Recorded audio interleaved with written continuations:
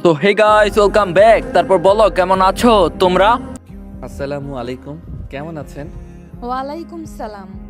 জি ভালো, আপনি কেমন আছেন? আলহামদুলিল্লাহ ভালো। আপনি কি আমাকে স্বামী হিসেবে মেনে নিয়েছেন? আপনার সাথে বিয়ে যখন হয়েছে তখন আর কি করার। ও আচ্ছা, আসলে আমি নিজেও বুঝতে পারলাম না আব্বু আম্মু আমার সাথে এমন কেন করলো। আর ভাইয়াই বা কোন হিসাবে অন্য মেয়ে নিয়ে পালালো। জানি না। আমি জানি আপনি অনেক কষ্ট পেয়েছেন। ইভানের কথা শুনে নদী কিছু বলল না, চুপচাপ বসে থাকলো। ইভান ফোনের স্ক্রিনের দিকে তাকিয়ে নদীকে বলল, যাই বলেন, আপনি কিন্তু অনেক সুন্দর। একদম আপনাকে লাল পরীদের মতো লাগছে। পরীকে কখনো দেখেছেন নাকি? না, পরীকে তো দেখি নাই, বাট আজকে দেখলাম আপনাকে। ও, ঘুমাবেন নাকি? অনেক ক্লান্ত দেখাচ্ছে আপনাকে। কিছু খেয়েছেন কি? নদী চুপ করে থাকলো। ইভান বুঝতে পেরে বলল, আচ্ছা, আমি ফোনটা রাখছি, কয়েক মিনিট পর কল দিচ্ছি। ইভান কল কেটে দিয়ে ওর বড় বোন আতিয়াকে কল দিলে আতিয়া কল রিসিভ করে বলল, বল পিচ্ছি। আপু, আমার মনে হয় উনি সারাদিন কিছু খায় নাই। তুমি গিয়ে ওনাকে খাবার দিয়ে আসো। ও, আমি তো ভুলে গিয়েছিলাম, ধন্যবাদ মনে করিয়ে দেওয়ার জন্য। ওকে, তুমি ওনার জন্য খাবার নিয়ে যাও। ইভান কল কেটে দিয়ে নদীকে কল দিল। নদী কল রিসিভ করলে ইভান বলে, লালপরীর কি অনেকটা মন খারাপ? না, মন খারাপ কেন হবে? ভাগ্যে যা লেখা ছিল তাই হয়েছে। হুম, এইটা ঠিক। নিজেকে মানিয়ে নেওয়া ভালো। হুম। আপু মনে হয় এসেছে, দরজা খুলেন। নদী ফোনটা খাটের উপরে রেখে দরজা খুলে দিলে দেখে সত্যি আতিয়া এসেছে। আতিয়াকে দেখে নদী বলল, কিছু বলবি? খাবারগুলো খেয়ে নে, আমি ভুলে গেছিলাম, ভাই কল না দিলে মনে আসতো না। ক্ষুধা লাগে নাই, তুই নিয়ে যা, আমি কিচ্ছু খাবো না। খেয়ে নে রে, আমি জানি তুই মনে মনে অনেক কষ্ট পাচ্ছিস। দেখ, আমরা কেউ ভাবতেও পারি নাই রাফি ভাইয়া এমন একটা কাজ করবে। আর আমার ছোট ভাই অনেক ভালো। তুই আস্তে আস্তে মিশে দেখ, তোর মনের মতো কি গড়িয়ে তুলতে পারবি। ভালো লাগছে না, তুই যা। আজকের রাতটা তোর সাথে ঘুমাবো, তুই একা একা থাকতে তো ভয় পাস। সারা জীবন তো একা থাকতে হবে, অভ্যাস করে নিব। চল তো ভিতরে। আতিয়া দরজা লাগিয়ে দিল। নদী খাটে বসলে ফোনটার দিকে তাকাতেই দেখে ইভান তাকিয়ে আছে। ভাই ঘুমা, তোর তো সকালে কলেজ আছে, আমি ওর সাথে আছি, তুই ঘুমিয়ে যা। আপু, আমার এখানে এখন দিন হয়ে গেছে, কোচিংয়ে যাব। ও সরি, ভুলে গেছিলাম, দিন দিন সব ভুলে যাচ্ছি। তোর আর আমাদের তো 6 ঘন্টা পার্থক্য। আচ্ছা, তোমরা ঘুমিয়ে যাও, আমি বাহিরে যাব। ইভান কল কেটে দিয়ে দিল। এদিকে নদীকে জোর করে খাওয়া দিয়ে আতিয়া লাইট অফ করে ঘুমিয়ে গেল। নদী চোখে কোনো ঘুম নাই। নদী এক নজরে উপরের দিকে তাকিয়ে আছে। চোখ বেয়ে পানি পড়তে লাগলো আর ভাবতে লাগলো, প্রতিটা মেয়ের বিয়ে নিয়ে, বাসর রাত নিয়ে কত স্বপ্ন থাকে, তেমন আমারও তো ছিল। কোথায় ভেবেছিলাম এই রাতটা স্বামীর বুকে মাথা দিয়ে কাটিয়ে দেব। ভাগ্যের কি পরিহাস, স্বামী লন্ডন আর আমি বাসর রাতে কিনা স্বামীর বড় বোনের সাথে ঘুমাচ্ছি। নদী চোখের পানি ফেলতে ফেলতে ঘুমিয়ে গেল। সকালে ফোনের শব্দে ঘুম ভেঙে গেল। নদী ঘুম ঘুম চোখে ফোন রিসিভ করতেই ইভান হেসে বলল, আসসালামু আলাইকুম, গুড মর্নিং। নদী কান থেকে ফোন সরিয়ে তাকিয়ে দেখে ইভান কল দিয়েছে। ওয়ালাইকুম সালাম। কি ব্যাপার, আপনি এখনো ঘুমান নাই? আমাদের এখানে তো 6টা বাজে, আপনাদের তো রাত 12টা বাজে। ঘুমানো বাদে কল করছেন? ইভান হাই তুলতে তুলতে বলল, কেবল পড়া শেষ করলাম, টাইম দেখে ভাবলাম দেখি বউকে তুলে দেই নামাজ পড়ার জন্য। এত রাত পর্যন্ত পড়া কি ঠিক? 10টার আগে ঘুমানো উচিত। অনেকগুলো হোমওয়ার্ক দিয়েছে, সেইগুলো শেষ না করলে বকা খাবো। ও আচ্ছা। আপু ঘুমাচ্ছে নাকি? হুম। রাতে বেনারসি খোলেন নাই, এইটা পরে কি ঘুমানো যায়? আপনি নিশ্চয়ই ভালোভাবে ঘুমান নাই। না মানে, যান ফ্রেশ হয়ে পোশাক পরিবর্তন করে নেন, অজু করে নামাজ পড়েন। আমি তাহাজ্জুদ নামাজ পড়ে ঘুমিয়ে যাব। তাহাজ্জুদ নামাজ পড়েন? চেষ্টা করি প্রতিদিন পড়ার। বাহ, লন্ডন গিয়েও আপনি অন্যদের মতো না। আমার বড় আপু তো লন্ডন পড়াশোনা করতে গেছিল, আপুকে কখনো এমন দেখি নাই। সব সময় পার্টি নিয়ে থাকতো, ড্রিঙ্কস করতো, বন্ধু বান্ধবীদের নিয়ে আনন্দে মেতে থাকতো। যার যেমন রুচি। যাই হোক, যান নামাজ পড়তে, বেলা উঠে গেলে পড়তে পারবেন না। আচ্ছা, আপনি কি ঘুমিয়ে যাবেন? আপনি বললে জেগে থাকতে পারি। না থাক, ঘুমানো ভালো। Good night. Good night. ইভান মিষ্টি করে হাসি দিয়ে কল কেটে দিল। নদীর মনটা অনেক ভালো লাগতে লাগলো। আতিয়াকে তুলে দুজন উঠে নামাজ পড়ে নিল। নদী মাথায় কাপড় ভালোভাবে দিয়ে আতিয়ার সাথে নিচে চলে গেল। এদিকে সকালে ইভানের ঘুম ভাঙলে উঠে ফ্রেশ হয়ে ফজরের নামাজ পড়ে। নদীকে কল দিল, নদীর সাথে সাথে কল রিসিভ করলো। কি ব্যাপার, আপনি কি আমার ফোনের অপেক্ষা করছিলেন নাকি? একবার রিং হওয়ার সাথে সাথে ধরে ফেললেন। ইভানের কথা শুনে নদী কিছুটা লজ্জা পেয়ে গেল।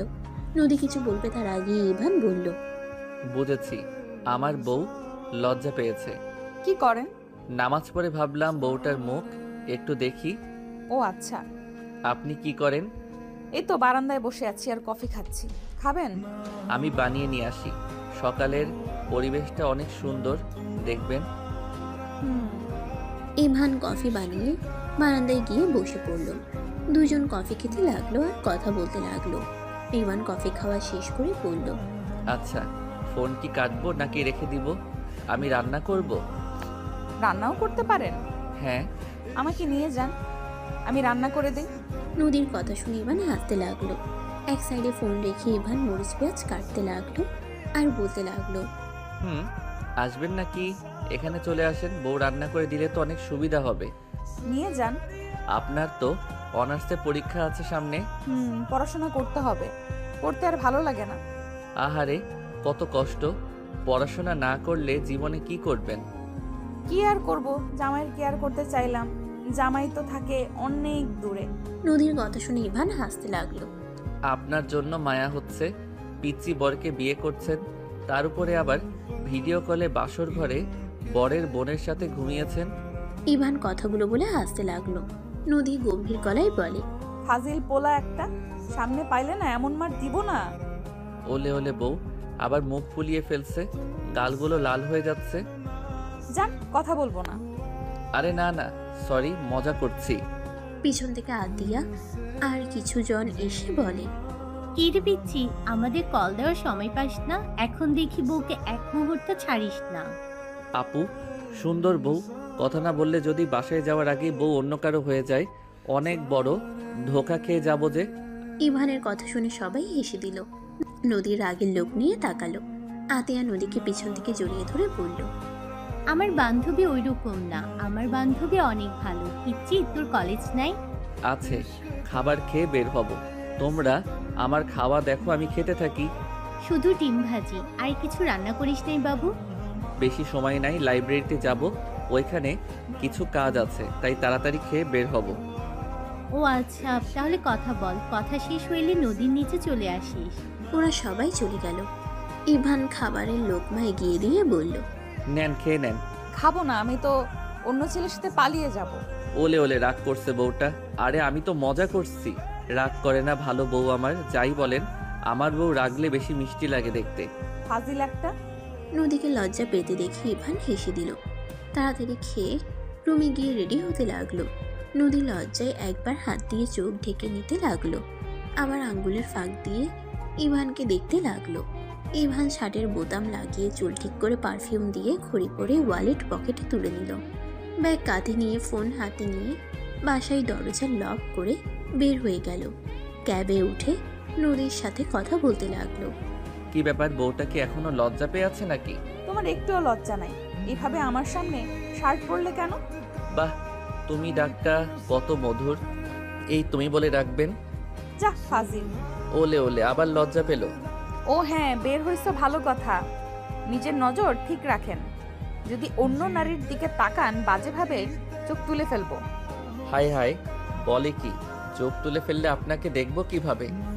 মনের চোখ দিয়ে যাই হোক, আমার পবিত্র চোখ জোড়া লাগবে। চেষ্টা করব। আচ্ছা, কলেজ চলে এসেছি, ফোনটা রাখছি। ইভান কল কেটে দিল। ইভান ক্যাবের ভাড়া দিয়ে কলেজে চলে গেল। লাইব্রেরি গিয়ে কাজ শেষ করে ক্লাস করতে চলে গেল। কলেজ ছুটি হয়ে গেলে ইভান সোজা কোচিং করতে চলে গেল। কোচিং করতে করতে সন্ধ্যা 6টা বেজে গেল। ইভান বাসায় এসে রান্না করে রেখে কিছুক্ষণ রেস্ট নিল। ফোন ডাটা চালু করতে দেখে নদী SMS দিয়েছে। ইভানের মুখে হাসি ফুটে উঠল। ইভান SMS উত্তর দিল, সাথে সাথে নদী কল দিল। ইভান কল রিসিভ করে বলল, আসসালামু আলাইকুম, ঘুমান নাই? ওয়ালাইকুম সালাম। ঘুম আসছে না। তুমি কি ফ্রি আছো? পড়াশোনা করছো? না, ফ্রি এখন, বাট আপনি ঘুমান, রাত জাগা ঠিক না। তুমি কি ফ্রি আছো নাকি পড়াশোনা করছো? আমার ঘুম আসছে না, আমি কি করব? আসেন, কোলে মাথায় রাখেন, আমি হাত বুলিয়ে দেই। ইভান, তুমি আসবে কবে? 1 মাস পর যেতে পারবো, আপাতত আমার ছুটি নাই। পরীক্ষার সামনে ভালো করে না পড়লে আন্ডা পাবো। তুমি তো অনেক ভালো স্টুডেন্ট। আমি তোমার ব্যাপারে তোমার আপুর কাছে অনেক কথা শুনেছি। তুমি ছোটবেলা থেকে সবার প্রথম হয়ে আসছো। ইনশাল্লাহ এবারও তুমি প্রথম হবে। দোয়া করেন, আমার থেকে কত ভালো ভালো স্টুডেন্ট আছে। এত প্যারা নিও না, নিজের প্রতি বিশ্বাস রাখো। আচ্ছা ঘুমান, অনেক রাত হয়ে গেছে কিন্তু। উফ, তুমি এমন কেন করছো? তোমার কি আমার সাথে কথা বলতে ভালো লাগছে না? আরে বউ আমার, উল্টা বোঝেন না। আমি আপনাকে 12টার দিকে কল দিব, তখন যত ইচ্ছে কথা বলেন। তোমার ঘুমের প্রয়োজন। তুমি স্টুডেন্ট মানুষ, আমি বউ মানুষ, আমার কোনো কাজ নাই। হইছে, এত পাকনা কথা বলতে হবে না। বাই, আমার পড়তে হবে। পরও আমি ডিস্টার্ব করবো না, আমি শুধু তোমাকে দেখবো। ধ্যাত, কোনো টেকনিকে কাজ হচ্ছে না। আরে ঘুমান প্লিজ, শরীর খারাপ করবে তো। করবে না, আমি কিন্তু এবার কান্না করব। এই ভাই কথা বল তো, আমাকে ঘুমাতে দে। আতিয়ার কথা শুনে ইভান লজ্জা পেয়ে গেল। নদী বেশ লজ্জা পেয়ে গিয়ে বলল, বাই। নদী কল কেটে দিল। ইভান খাবার খেয়ে পড়তে বসলো। পড়া শেষ করে 12টার দিকে ইভান নদীকে কল দিল। নদী কল রিসিভ করলো। সাথে সাথে ইভান বলল, কি ব্যাপার, ঘুমান নাই সারা রাত? না, ঘুম আসে না। ঘুমালে তোমার হাসি মুখটা ভেসে ওঠে। ইভান হেসে দিয়ে বলে, পাগলি বউ আমার, যাও নামাজ পড়ে নাও। নামাজ পড়েছি। গুড, তাহলে কথা বলি। তুমি ঘুমাও, আমি তোমাকে দেখি। না, আজকে ঘুমাবো না। কেন? বউয়ের সাথে কথা বলে দিন পার করে দিব। আর সত্যি বলতে, সকালে কলেজ নেই, ছুটি।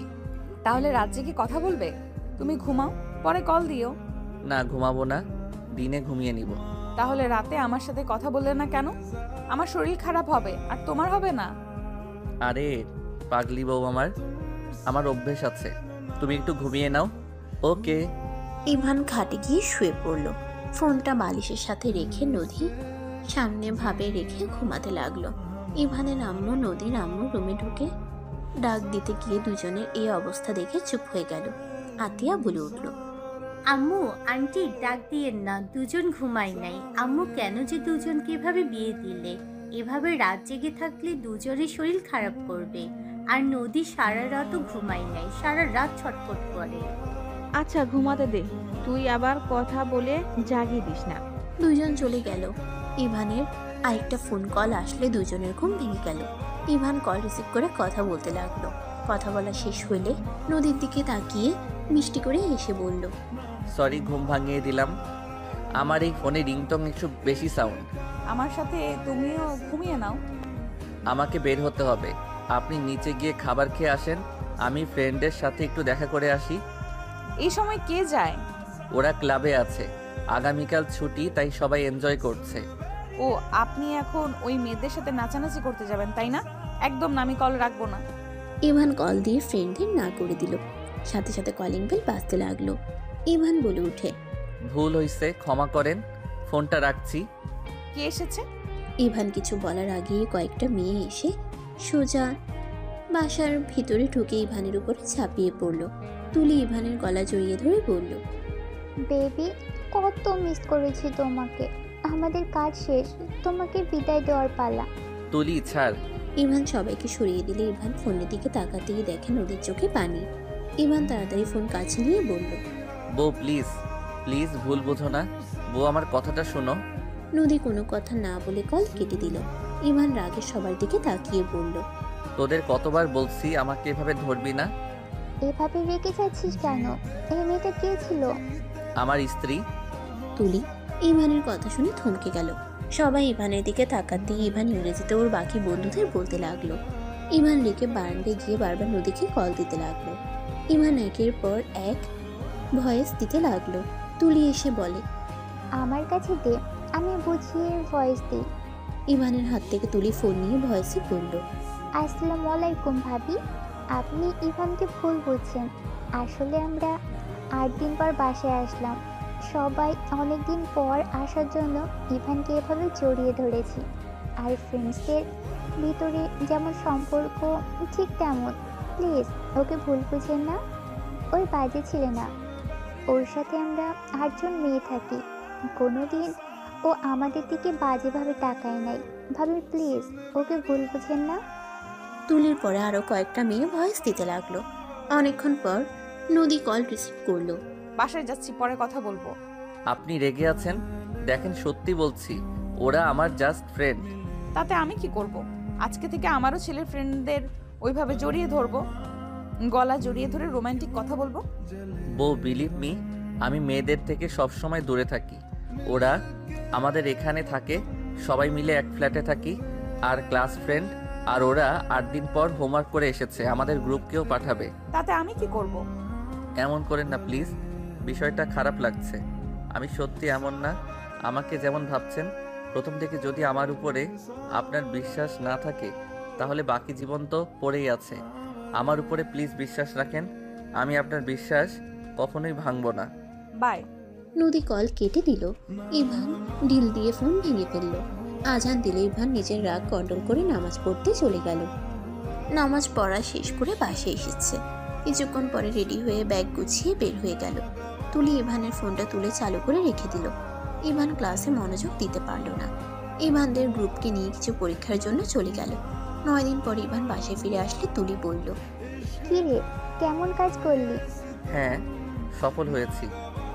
বা, আগামীকাল থেকে লাইব্রেরিতে পরীক্ষা? জানি, এবার আমি ফার্স্ট হব। আমাদের কবে যেতে দিবি? ওহ, ভাবি 9 দিনে অনেকবার কল করছে। যা, তাকে কল দে, সে মনে হয় পাগল হয়ে গেছে। ইভান কিছু না বলে ওর রুমে চলে গেল। ইভান ফোনটা হাতে নিয়ে দেখে স্ক্রিন ফেটে গেছে। কার্পেটের উপরে না পড়লে কি হতো? এত রাগ করা ভালো না। কি করব, মেজাজ বিগড়ে গেলে? কখনো কোনো মেয়ের সাথে কিছু করলাম না, তারপরও সেখানে স্ত্রী সন্দেহ করা শুরু করছে। সরি রে, আমি বুঝতে পারি নাই। জানলে এমন কখনোই করতাম না। যা, বেচারাকে কল দে। উপরের স্ক্রিন তুলে ফেললো। তুলি চলে গেল। ইভান ব্যাগ রেখে ওয়াশরুমে গিয়ে গোসল করে নিল। গোসল করে এসে দেখে ফোন বাজছে। ফোন হাতে নিয়ে দেখে ইভানের আম্মু কল দিয়েছে। ইভান কল রিসিভ করলে ইভানের আম্মু বলল, ইভান, আজকের ভিতরে টিকিট কেটে দেশে আয়। সম্ভব না, আগামীকাল পরীক্ষা আছে। কিসের পরীক্ষা? লাইব্রেরি, ওই পরীক্ষা দেওয়া লাগবে না। এতদিন পরে এখন পরীক্ষা না দিয়ে দেশে যাব নাকি? ইভান, তুই বিবাহিত, আমি জানি। আমরা জোর করে তোকে বিয়ে দিচ্ছি। ইভান, নদী তোর স্ত্রী।